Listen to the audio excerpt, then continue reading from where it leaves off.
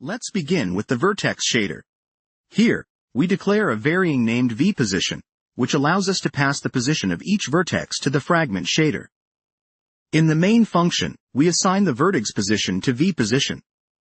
Then, we calculate the position of each vertex on the screen using the projection matrix, model view matrix, and the vertex position, passing the result to GL_position. Moving on to the Fragment shader, we utilize the varying vPosition sent from the Vertex shader. The uniform U-time will be updated over time to create a dynamic color changing effect. We calculate the color using mathematical functions of sine and cosine, based on our current time and the vertex position, which creates a visually interesting wave of colors that changes over time.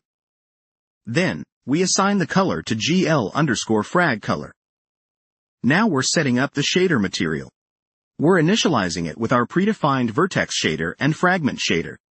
The shader material also has a property called uniforms, which allows us to pass data to the shader. We define a uniform named U-time which starts at 0.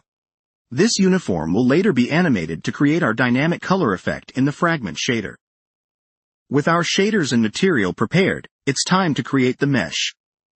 We use Three.js's built-in box geometry to create a simple cube. Next, we create a mesh object by combining our geometry and the shader material. Finally, we add the mesh to our scene. In the animation loop, we handle the continuously updating aspect of our shader. The Animate function perpetuates itself using requestAnimationFrame. Inside, we update the U-time uniform with the current elapsed time in seconds, which feeds into our Fragment shader to alter the colors. The renderer then draws the scene with the updated shader, producing the dynamic effect we want to see.